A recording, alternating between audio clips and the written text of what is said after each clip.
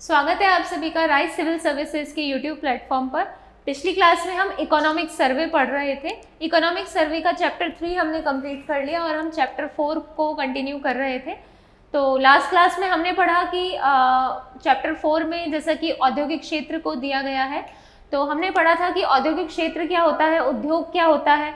तो उद्योग होता है कि भाई कच्चे माल को किसी उत्पाद में परिवर्तित करके मूल्यवर्धन करना क्या कहलाता है, बिजनेस कहलाता है। और इसके लिए सरकार ने क्या क्या स्टैंडर्ड्स बना रखे हैं या सरकार क्या क्या स्कीम्स प्रोवाइड करती है, इन्हें हमने पढ़ा था। अब हम आगे बढ़ते हैं कि भाई सरकार उद्योग के क्षेत्र में और क्या क्या कर रही है। देखो, सबसे पहले राजस्थान में औद्योगिक विकास की नीतियां और उपलब्धियां। तो जो राजस्थान की इंडस्ट्रियल पॉलिसी आई थी वो लास्ट आई थी 1 जुलाई 2019 को। कब आई थी? 1 जुलाई 2019। ठीक है। उद्योग और वाणिज्य विभाग नोडल विभाग जो औद्योगिक गतिविधियों के संचालन, प्रोत्साहन और मार्गदर्शन के लिए जिम्मेदार है। 36 जिला उद्योग एवं वाणिज्यिक केंद्र एवं 8 उपकेंद्र कार्यरत है। तो ये आपको याद रखना है। क्या कितने जिला केंद्र है? 36 तो जिला उद्योग केंद्र है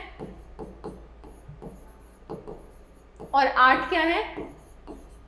उपकेंद्र है। ठीक है।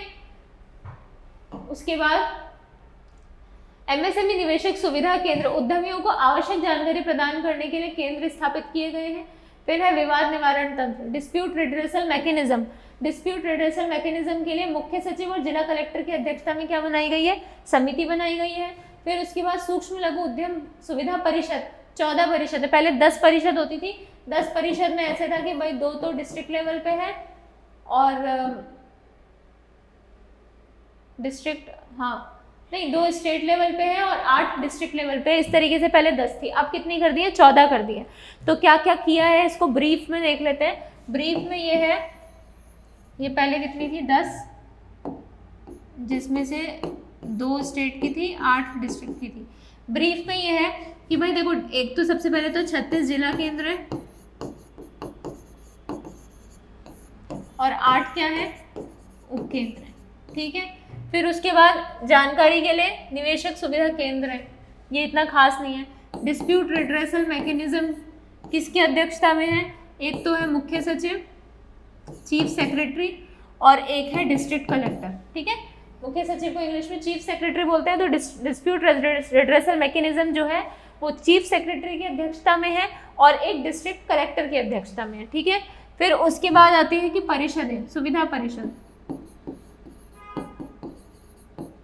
कितनी बन गई है? ये बन गई है 14। ठीक है।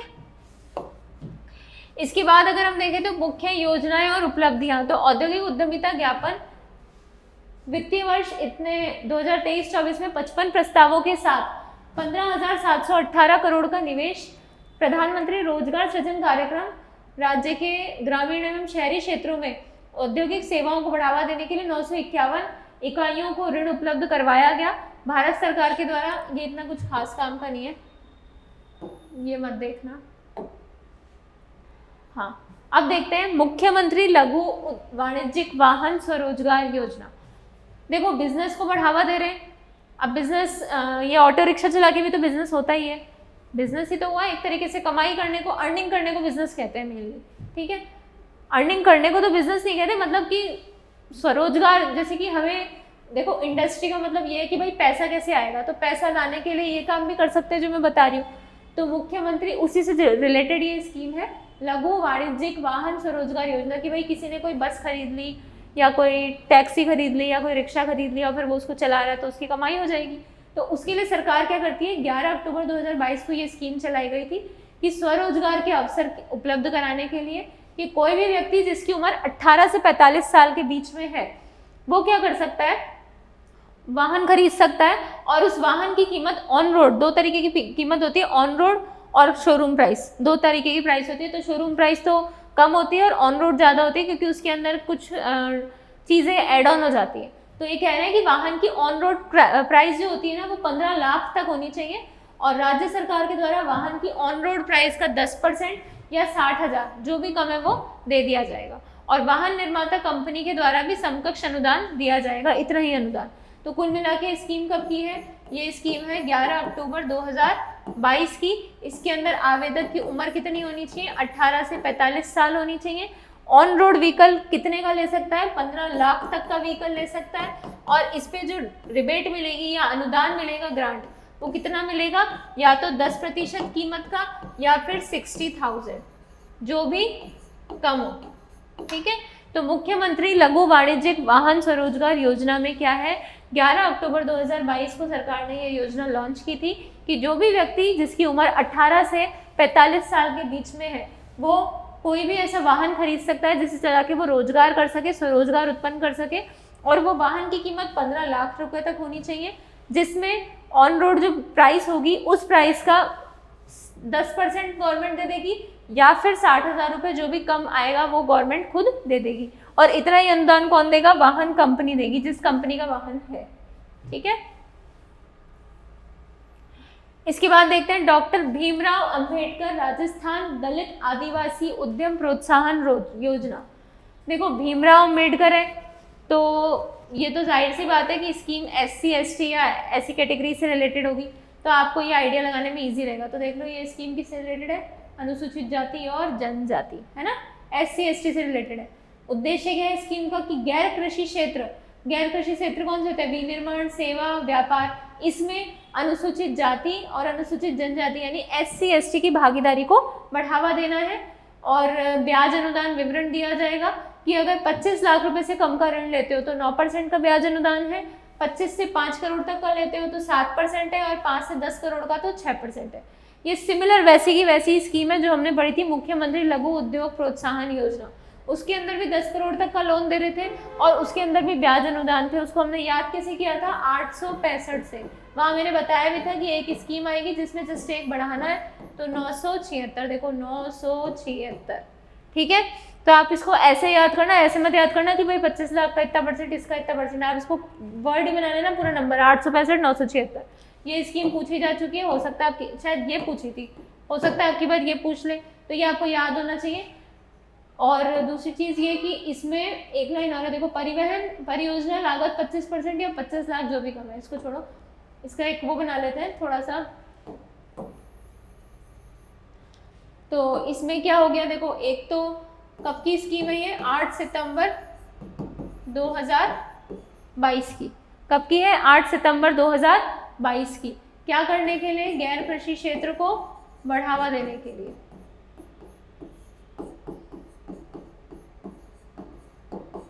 ठीक है, किसके लिए? SC और ST के लिए। क्या है अनुदान? कि भाई 25 लाख तक का लोगे, 5 करोड़ तक का लोगे, 10 करोड़ तक का लोगे। तो अनुदान कितना मिलेगा? 9%, 7% और 6%। ठीक है, तो आपको इसको ऐसे याद रखना है, इसको ऐसे की जगह 976 से याद कर लेना। और भीमराव अंबेडकर से तो पता चली जाएगा कि SC ST की स्कीम है। आगे चलते हैं, आगे है मुख्यमंत्री युवा उद्यम प्रोत्साहन योजना। ये भी कुछ इस तरीके की है।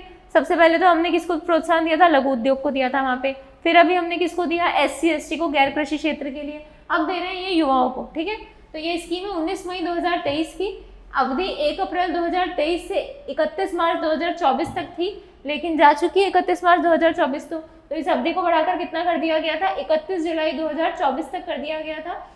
इसकी पात्रता क्या है कि एज होनी चाहिए आपकी 18 से 35, न्यूनतम स्नातक होनी चाहिए, यानी कि मिनिमम ग्रेजुएट आप होने चाहिए। इसके लिए लोन दिया जाएगा वही 25 लाख का, 8% की ब्याज अनुदान पे, 25 से 1 करोड़ तक का 6% के अनुदान पे। ब्याज अनुदान अवधि जो है वो ऋण वितरण की तिथि से 5 वर्ष तक। मार्जिन मनी पुरुष उद्यमियों को 10% अनुदान है और महिला उद्यमियों को 15% अनुदान है। ठीक है, तो आप इसको ऐसे शॉर्ट में बना लो। एक सेकेंड,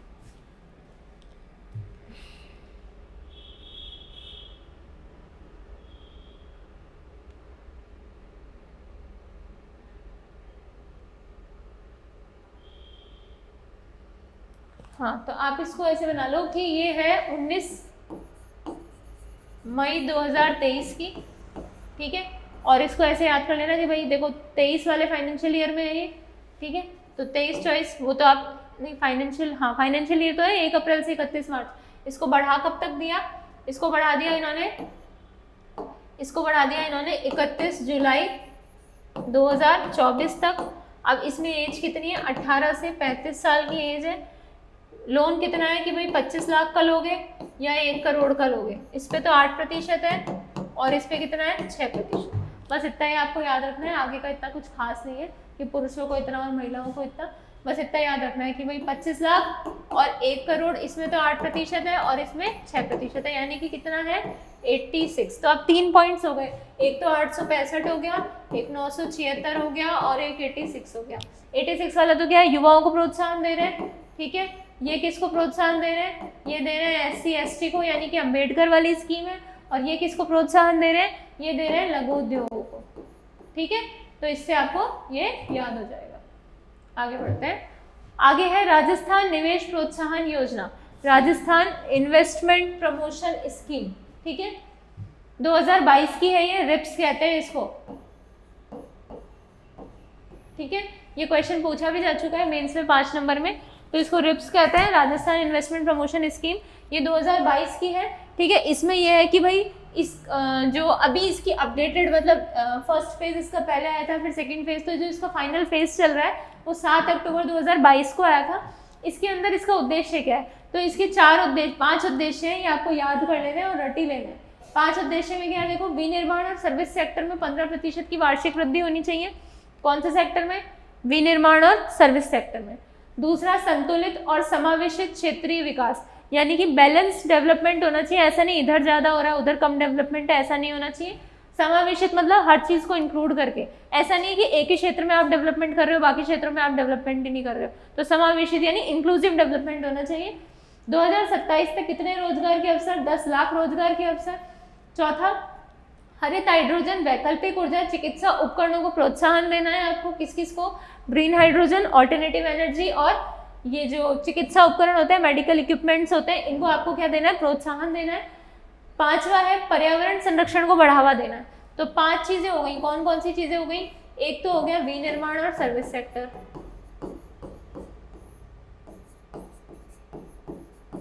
ठीक है। दूसरा हो गया संतुलित और समावेशित,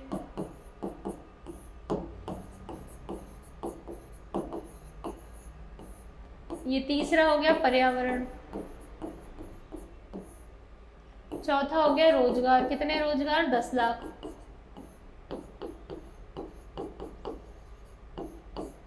पांचवा हो गया ये हरित हाइड्रोजन, वैकल्पिक ऊर्जा और चिकित्सकीय उपकरण। तो इसको ऐसे ही याद करो कि इसके जो ऑब्जेक्टिव्स हैं वो क्या क्या हैं। ऑब्जेक्टिव है, एक तो विनिर्माण और सेवा क्षेत्र में कितने की वृद्धि करनी है, 15% की वार्षिक वृद्धि करनी है, 15% की वृद्धि करनी है, ठीक है।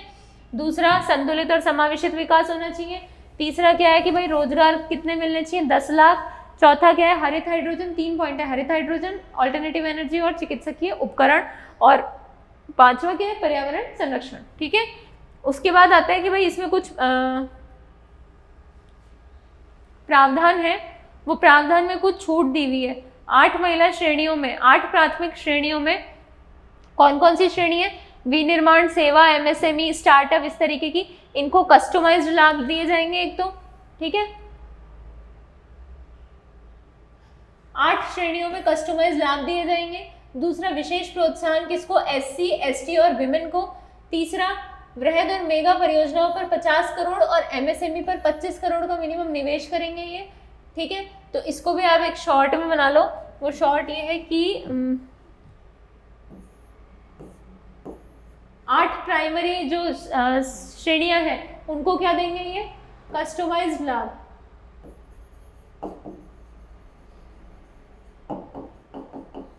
ठीक है। दूसरा, SC ST और विमेन को ये क्या देंगे, अलग से लाभ देंगे या प्रोत्साहन देंगे। तीसरा क्या है कि भाई वृहद और मेगा परियोजनाएं जो है उन पर 50 करोड़, कौन सी परियोजना, वृहद और मेगा, इन पर क्या 50 करोड़ और MSME पर 25 करोड़ का मिनिमम क्या होगा, निवेश करना होगा, ठीक है। तो आपको 3 पॉइंट याद करना है कि भाई क्या क्या देंगे, 8 श्रेणियों में तो कस्टमाइज परिलाभ दे देंगे, वृहद और मेगा उद्योगों में 50 करोड़ का इन्वेस्टमेंट करेंगे, एमएसएमई में 25 करोड़ का करेंगे, और एससी एसटी और विमेंस को क्या करेंगे, ये अलग से प्रोत्साहन देंगे। ठीक है, फिर उसके बाद आपको याद करना है कि भाई इसमें कुछ छूट है, तो क्या क्या छूट है, ये 4 तरीके की लिखी हुई है कि भाई जो भूमि कर होगा वो 7 वर्षों के लिए, दिखाई दे रहा है कि ये भूमि कर जो होगा वो कितना होगा, 7 वर्षों के लिए।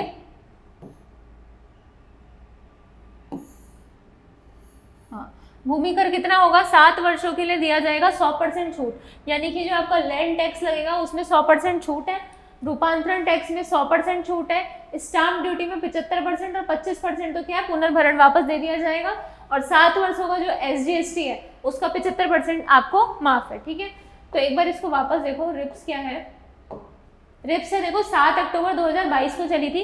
ये क्या करता है, ये इन्वेस्टमेंट को प्रमोट करता है, यानी कि कोई आपके यहाँ इन्वेस्टमेंट करे तो आप उसको प्रमोट करो। प्रमोट कैसे करोगे कि भाई किसी ने 10 करोड़ रुपए इन्वेस्ट करे, आप उसको लालच दो कि भाई तुम्हें इतने का हम वो दे देंगे, इंटरेस्ट दे देंगे, इस तरीके से। तो अब यहाँ पे किस तरीके से ये इसको प्रमोट कर रहे हैं वो हम देखते हैं।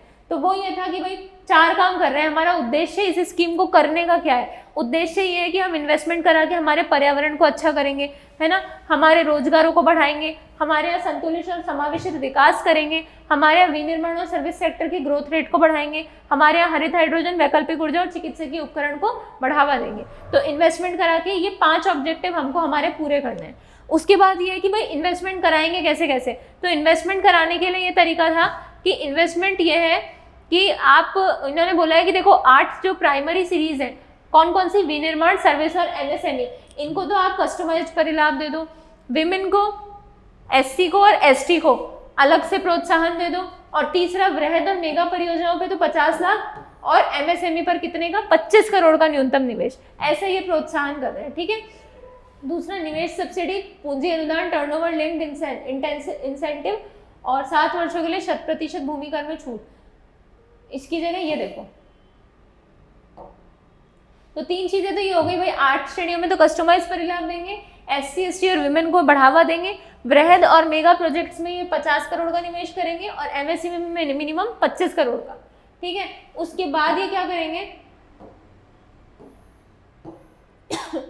4 चीजें और करेंगे। ये 4 चीजें क्या है, 4 चीजें ये है कि भाई भूमि कर, इसको तो इन्होंने बोल दिया कि 7 वर्षों के लिए 100% माफ कर दिया भूमि कर।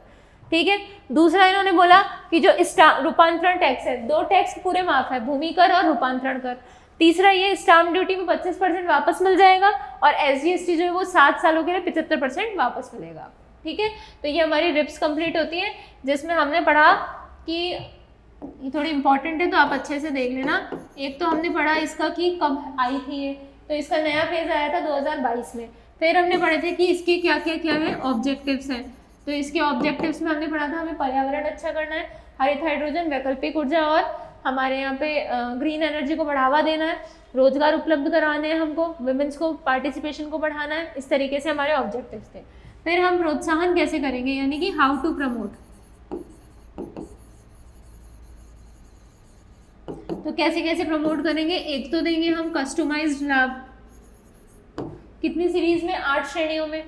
दूसरा हम देंगे कि भाई मेगा और जो वृहद है उनको में 50 करोड़ का इन्वेस्टमेंट, और जो एमएसएमई है उसमें हम क्या करेंगे, 25 करोड़ का इन्वेस्टमेंट करेंगे। ठीक है, तीसरा ये था कि भाई एससी एसटी और विमेन को अलग से क्या देंगे, हम बढ़ावा देंगे। ठीक है, चौथा हमारा प्रमोशन ये था कि भाई हम क्या करेंगे, इसमें जो हमारा लैंड टैक्स है और रूपांतरण कर, इनको क्या कर देंगे हम 100% माफ। ठीक है, एसजीएसटी जो है वो 7 ईयर का 70% 5% पुनर्भरण, और जो स्टाम्प शुल्क है, स्टाम्प ड्यूटी, इसमें क्या बोला है कि भाई स्टाम्प ड्यूटी जो है वो 75% करिए और 25% क्या कर देंगे, पुनर्भरण कर देंगे। तो इस तरीके से ये 4-5 चीजें करेंगे। ये आपको याद होनी चाहिए कि रिप्स का ऑब्जेक्टिव क्या है, रिप्स आई कब थी, रिप्स में प्रोत्साहन कैसे कैसे दिया जाएगा। ठीक है, इसके बाद आता है CSR। तो CSR क्या होता है? CSR होता है कॉर्पोरेट सोशल रिस्पॉन्सिबिलिटी, यानी कॉर्पोरेट सामाजिक दायित्व। जब भी हम कोई बिजनेस करते हैं, देखो इस चीज़ को थोड़ा समझने की कोशिश करते हैं कि भाई CSR का कॉन्सेप्ट है क्या। वैसे अगर आपने पबेड पढ़ रखी है तो आपने उसमें पढ़ा होगा। तो CSR का कॉन्सेप्ट ये है कि भाई हम कोई भी बिजनेस करते हैं या कुछ भी करते हैं तो हम रिसोर्सेज यूज़ करते हैं, बिना रिसोर्सेज के तो कोई काम हो ही नहीं सकता। तो रिसोर्सेज यूज़ कहाँ के करते हैं हम? रिसोर्सेज यूज़ हम इस अर्थ के ही तो करते हैं, कहीं और से तो लेकर आते नहीं है। तो जब हम अर्थ के रिसोर्सेज यूज़ कर रहे हैं तो हमारा भी तो उसके प्रति कोई दायित्व बन जाता है। तो वो दायित्व ही क्या कहलाता है? CSR कहलाता है। यानी कि आप जो बिजनेस करके लाभ कमा रहे हो उसका आप कुछ पैसा सरकार के या सामाजिक कार्यों में खर्च करो, ताकि आप ने जो रिसोर्सेज यूज़ करे उसको आप क्या कर सको, उसका एक पैसा दे सको एक तरीके से, या अपना एक दायित्व पूरा कर सको कि भाई हमने आपके रिसोर्सेज यूज़ करे तो हम आपके लिए ये कर रहे हैं। ठीक है, तो ये एक नैतिकता के पर्सपेक्टिव से बनाया गया ये कॉन्सेप्ट है। तो ये CSR जो है वो कंपनी अधिनियम एक्ट 2013 की धारा 135 के अनुसार बना था। इसमें यह था कि जो भी कोई कंपनी है वो पिछले 3 साल का जो भी उसका एवरेज प्रॉफिट हुआ है उसका 2% पैसा कहाँ खर्च करेगी? शेड्यूल 7 में जो भी सब्जेक्ट्स है। शेड्यूल 7 में क्या है? शेड्यूल 7 में यूनियन लिस्ट, स्टेट लिस्ट और कॉन्करेंट लिस्ट है, यानी संघ सूची, राज्य सूची और समवर्ती सूची। तो इसमें ये बोला कि भाई पिछले 3 सालों में आपको जो भी लाभ हुआ है उसका 2% आप इस सूचियों में वर्णित किसी भी विषय में आप खर्च करके सामाजिक उत्तरदायित्व निभाओ और लोगों के लिए अपना कुछ हेल्प करो। ठीक है, तो इसमें इतने कॉर्पोरेट ये किसी काम का नहीं है। इसमें आपको ये याद रखना है कि भाई कौन सी कंपनी इस एक्ट के अंडर आती है। यानी कि देखो आजकल ये है कि कंपनियां तो बहुत सारी खुली हुई है, क्या सारी CSR फुलफिल करेंगी? नहीं। CSR फुलफिल करने के लिए कि भाई कंपनी की क्षमता भी तो होनी चाहिए। कहीं कंपनी खुद भी नहीं कमा पा रही, खुद ही घाटे में जा रही, तो कहाँ से CSR करेगी? तो उसके लिए जो कंडीशंस सरकार ने डिसाइड करी है वो ये है कि या तो आपकी कंपनी का जो शुद्ध लाभ है वो कितना होना चाहिए? 5 करोड़ होना चाहिए, या फिर कुल संपत्ति आपकी कितनी होनी चाहिए? 500 करोड़ की होनी चाहिए, या फिर जो आपका टर्नओवर है वो कितना होना चाहिए? 1000 करोड़ का होना चाहिए। अगर इन क्राइटेरिया में से एक भी आप फुलफिल कर रहे हो तो आप क्या करोगे? CSR के लिए रिस्पॉन्सिबल हो जाते हो। यानी कि आपको अपनी कंपनी के पिछले 3 सालों के 2% प्रॉफिट का किसमें खर्च करना पड़ेगा? सोशल रिस्पॉन्सिबिलिटी में। और वो सोशल रिस्पॉन्सिबिलिटी कैसे डिसाइड होगी? वो डिसाइड होगी शेड्यूल 7 के सब्जेक्ट से। ठीक है, जैसे आपने इसका एक एग्जांपल बताऊं तो आपने देखा होगा वो इंडियन ऑयल जो है उन्होंने चीते ला के दिए थे कूनो नेशनल पार्क में। ठीक है, और प्रोजेक्ट सखी चलता है एक, और स्कूल के लिए टाटा का एक है, याद नहीं आ रहा मुझे, बाकी इस तरीके के हाँ नन्ही गली फाउंडेशन चलता है एक, है ना। तो इसका एक एग्जांपल आप देखो तो वो देख लो, इंडियन ऑयल प्रोजेक्ट चीता।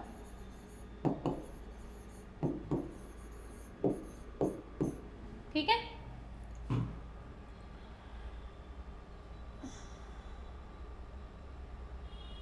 तो CSR आपको समझ में आ गया। CSR में क्या है कि आपको याद क्या करना है कि भाई कंपनी, यहाँ पे मैं लिख देती हूँ, ये लाइन आपको और याद करनी है। CSR एक्ट 2013 और धारा 135। ठीक है, और इसमें करना क्या है? विगत 3 वर्षों का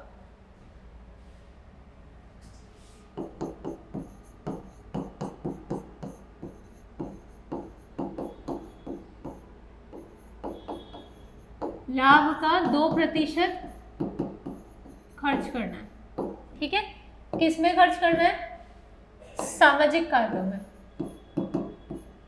ठीक है, आगे चलते हैं। आगे है हमारा व्यवसाय सरलीकरण, ईज ऑफ डूइंग बिजनेस। कोई भी बिजनेस को करने के लिए अभी मैंने बताया था कि वो फैसिलिटेशन एक्ट बनाया था, वो इसीलिए तो बनाया था कि भाई आप इजी वे में बिजनेस कर पाओ।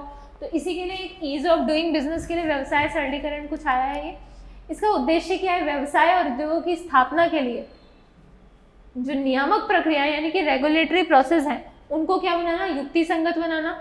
राज्य सरकार के प्रयास क्या है कि भारत सरकार के उद्योग संवर्धन और आंतरिक व्यापार विभाग की व्यापार सुधार कार्य योजनाओं की पालना करना।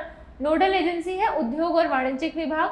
व्यापार सुधार कार्य योजना जो है वो पारदर्शिता बनाने के उपाय करेगी। ऑनलाइन स्वीकृति और निरीक्षण युक्ति संगत करेगी। ठीक है, इतना कुछ खास काम का था नहीं ये देख लो आप। तो बिजनेस सुधार प्लान 2024 लॉन्च किया है, और एक वो एकल खिड़की है ना, वन विंडो स्वीकृति प्रणाली, ऐसे कुछ लॉन्च किया है इन्होंने, और बिजनेस सुधार प्लान लॉन्च किया है। इसके बाद तो इसके अंदर आपको ये याद रखना है कि भाई ये क्या करते हैं, एक तो नियामक प्रक्रियाओं को युक्ति संगत बनाने का काम करते हैं, है ना। दूसरा, इसकी नोडल एजेंसी कौन है, उद्योग और वाणिज्यिक विभाग है। तीसरा आपको याद करना है कि इन्होंने क्या बना दिया, एकल खिड़की स्वीकृति।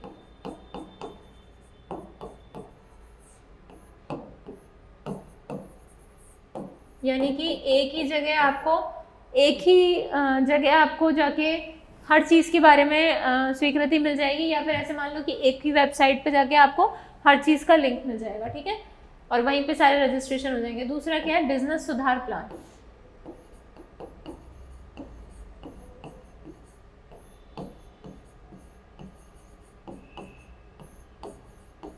तो ये दो चीज़ें आपको याद करनी है, किसमें, ईज ऑफ डूइंग बिजनेस में।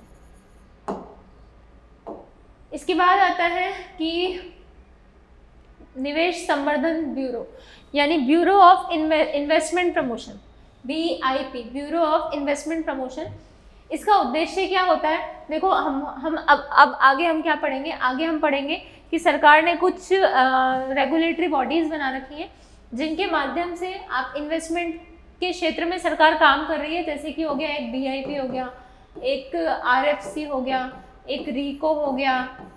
ठीक है, इस तरीके की एजेंसी सरकार ने बना रखी है। तो अभी हम इनके बारे में पढ़ेंगे कि भाई कौन क्या क्या करता है। तो सबसे पहले हम पढ़ रहे हैं BIP के बारे में। तो BIP में क्या होता है, BIP करती है बड़े निवेश प्रस्तावों को सुविधा देती है, सरकार और निवेशकों के बीच में मुद्दों का त्वरित निवारण करती है। संरचना क्या है कि मुख्यमंत्री की अध्यक्षता में एक बोर्ड ऑफ इन्वेस्टमेंट कमिटी बनी हुई है, और मुख्य सचिव की अध्यक्षता में क्या बना हुआ है, स्टेट एम्पावरमेंट कमेटी बनी हुई है। स्टेट एम्पावरमेंट कमेटी आवेदन की जांच और सिफारिश करती है। ठीक है, उसके बाद स्टेट एम्पावरमेंट कमेटी की 3 बैठकें हो चुकी हैं, और बोर्ड ऑफ इन्वेस्टमेंट कमेटी की इतनी बैठक हो चुकी हैं। फिर आता है एक सिंगल विंडो क्लियरेंस सिस्टम होता है, जिसमें मतलब कि वही बात है अभी बताया, एकल खिड़की स्वीकृति। तो ऐसे सिंगल विंडो क्लियरेंस है, इसमें ये है कि भाई 16 विभागों की 135 सेवाएं एक ही जगह आपको मिल जाएंगी।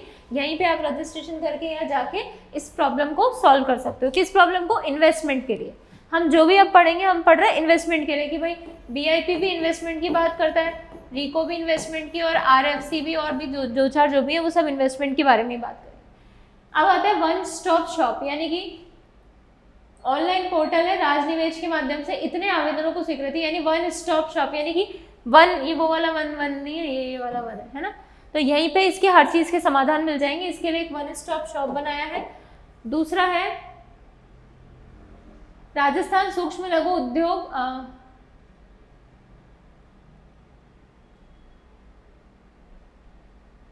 ये वो एक्ट है जो अपन ने पहले पढ़ लिया, तो इसको हटा दो यहाँ से। ठीक है, फिर आता है एक invest connect program. Invest connect program जो है वो निवेश सम्मेलनों में भागीदारी, राजस्थान को आदर्श निवेश स्थान के रूप में प्रस्तुत करना। अभी हम पढ़ रहे थे ना वही निवेश, क्वेश्चन दिया था मैंने आपको, निवेश के क्या क्या फायदे हैं राजस्थान के प्रोस्पेक्टिव से, तो वहाँ पे लिख सकते हो इन्वेस्ट कनेक्ट प्रोग्राम भी हुआ था। तो इसको ना आप इसको ऐसे पढ़ो, मैं बताती हूँ आपको।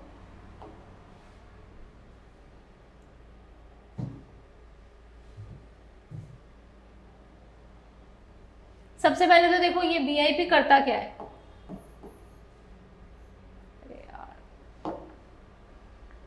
तो ये BIP करता क्या है, ये BIP करता है बड़े निवेशों को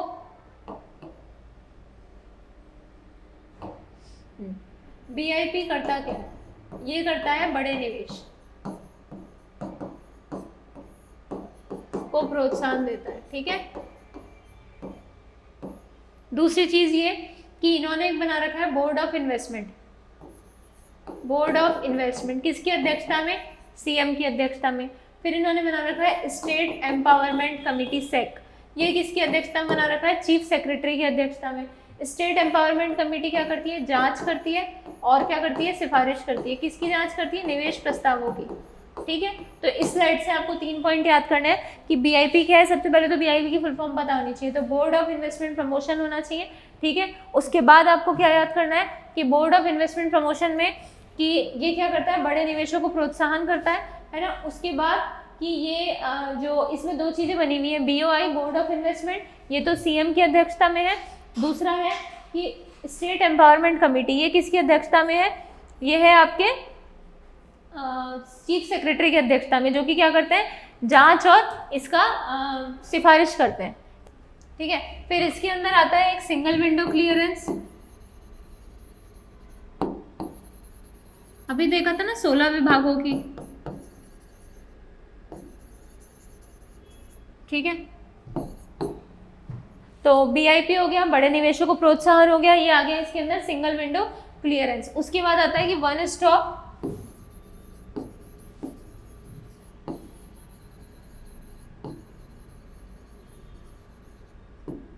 शॉप सिस्टम, ठीक है, वन स्टॉप शॉप सिस्टम आ गया।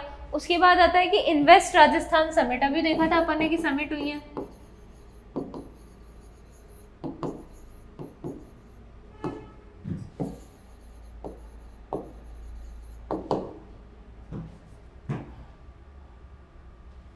एक आता है आपका इन्वेस्ट कनेक्ट प्रोग्राम,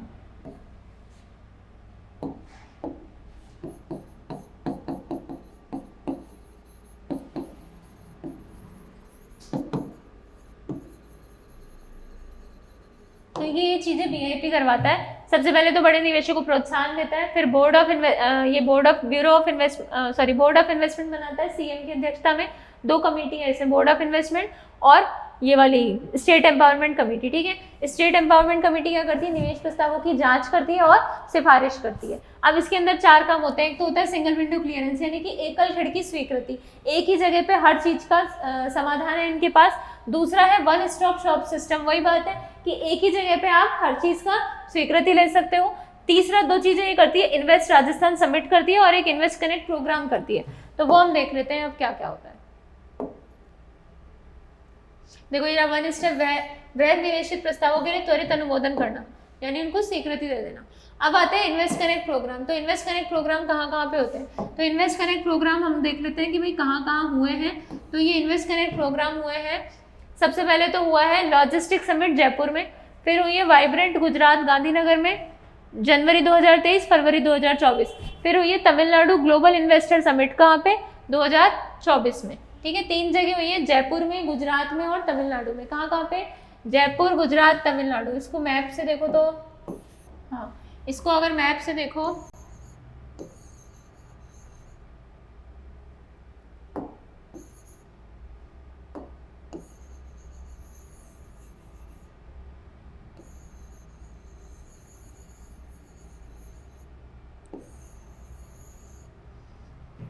अच्छा नहीं बना मैप, पर काम चला लेंगे। तो लॉजिस्टिक समिट तो कहाँ पे हुई है, ये रहा राजस्थान, तो ये जयपुर में हुई है, ठीक है। फिर उसके बाद दूसरी है वाइब्रेंट गुजरात, तो गुजरात इधर है, तो ये गुजरात में हुई है।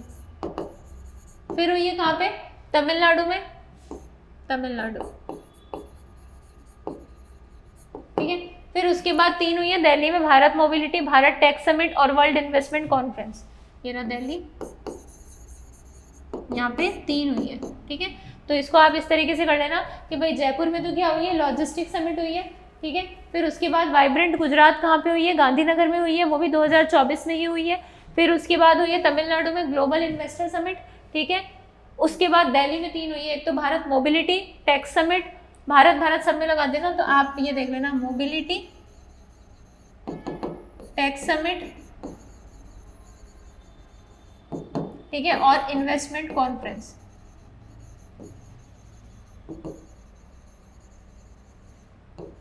ठीक है। 3 हो गए, टैक्स समिट, मोबिलिटी और इन्वेस्टमेंट कॉन्फ्रेंस। उसके बाद हम देखते हैं,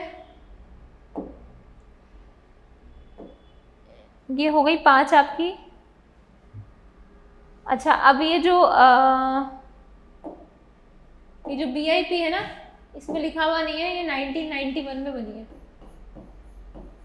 ठीक है। तो एक बार बीआईपी में वापस बता देती हूँ आपको। BIP जो है वो क्या है, ब्यूरो ऑफ इन्वेस्टमेंट प्रमोशन, यानी कि इन्वेस्टमेंट को प्रमोट करने के लिए एक ब्यूरो बनाया गया है।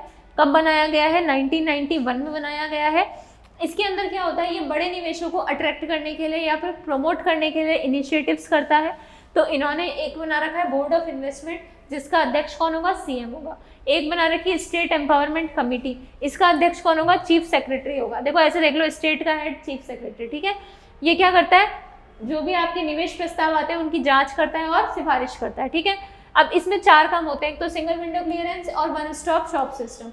ये 2 तो किसके लिए है? ये 2 तो है स्वीकृति देने के लिए। तो सिंगल विंडो क्लियरेंस यानी एक ही जगह पे आपकी प्रॉब्लम सॉल्व हो जाएंगी। अब इसमें ये याद करने की जरूरत नहीं है 16 विभागों की इतनी सेवाएं, क्योंकि ये अपडेट होती रहती है, तो एग्जाम तक और अपडेट हो जाएंगी और रिजल्ट आने तक तो और भी ज़्यादा। तो ये पूछा नहीं जा सकता भाई कितने विभागों की कितनी सेवाएं।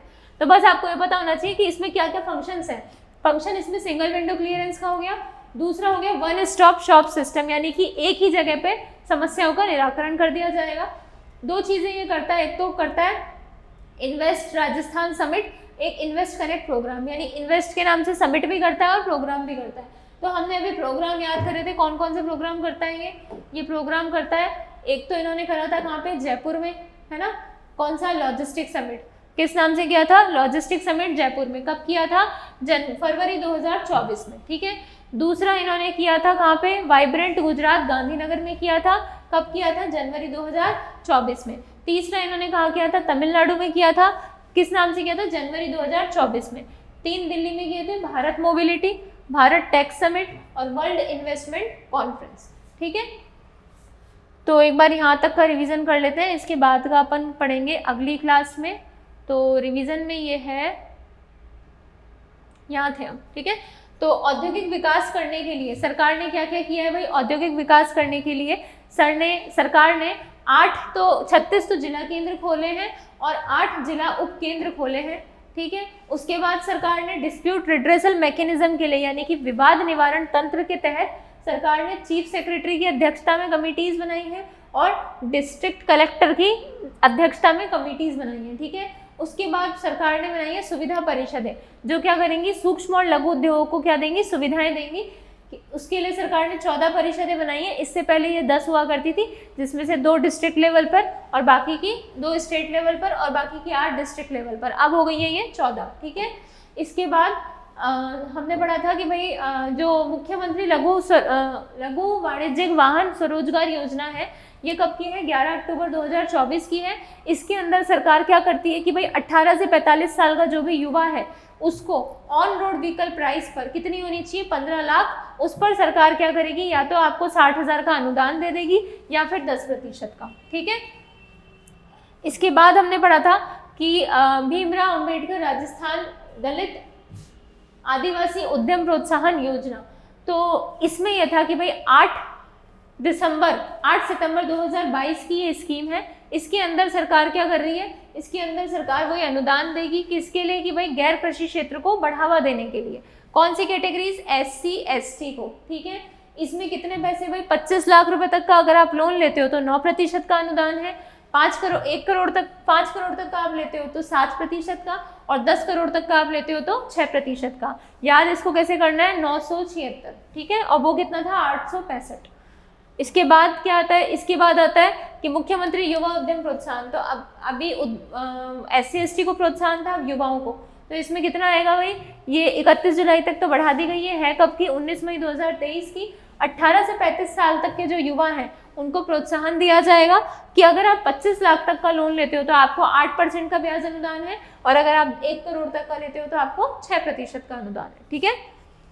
इसके बाद आता है Rajasthan investment promotion scheme, RIPS में भाई हमने बहुत अच्छे से डिस्कस किया था। तो रिप्स में क्या था?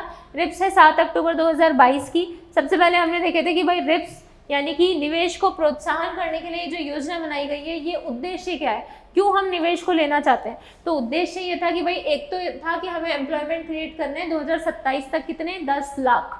दूसरा ये था कि हमें हमारे पर्यावरण को प्रोटेक्ट करना है।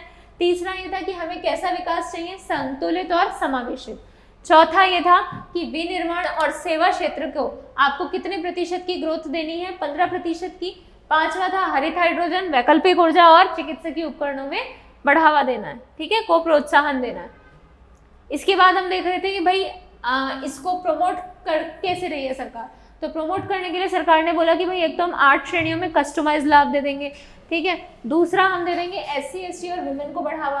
तीसरा हम दे देंगे बृहद और मेगा इंडस्ट्री को तो 50 करोड़ में इनका इन्वेस्टमेंट और MSME में 25 करोड़ का, ठीक है। चौथा 2 चीजें बोली सरकार ने कि भाई देखो एक तो लैंड टैक्स और रूपांतरण शुल्क पूरा माफ है, ठीक है। SGST जो है वो 7 वर्षों का 75% माफ है, ठीक है, 75% पुनर्भरण, ठीक है। और स्टाम्प ड्यूटी के लिए सरकार ने बोला कि भाई जो स्टाम्प ड्यूटी है वो 75% कर दी और 25% क्या कर देंगे, पुनर्भरण कर देंगे, ठीक है। इसके बाद हमने देखा था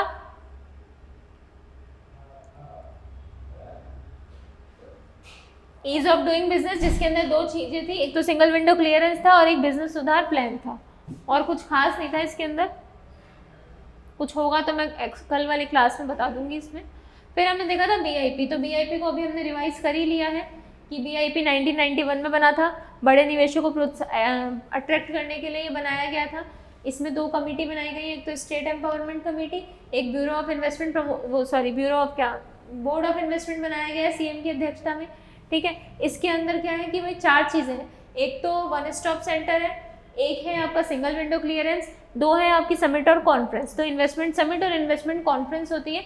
तो अभी जो रिसेंट में हुई है उनके बारे में हमने देखा था कि एक तो जयपुर में हुई है, दूसरी हुई है आपकी वाइब्रेंट गुजरात के नाम से गांधीनगर में, तीसरी आपकी हुई है तमिलनाडु में, ठीक है। और 3 आपकी दिल्ली में हुई है, जिसमें थी इंडिया मोबिलिटी, एक तो था इंडिया मोबिलिटी,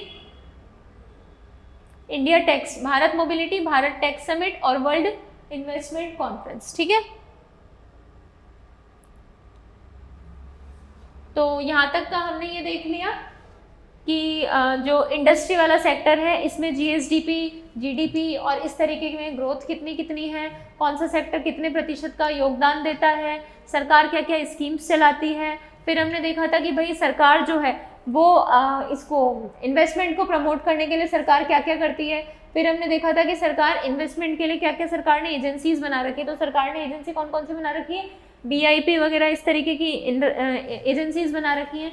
अब हम इसके बाद का अगली क्लास में पढ़ेंगे कि सरकार और क्या क्या करती है इन्वेस्टमेंट को बढ़ाने के लिए, और हमारे जो उद्योग क्षेत्र है उसमें क्या क्या किया जाता है।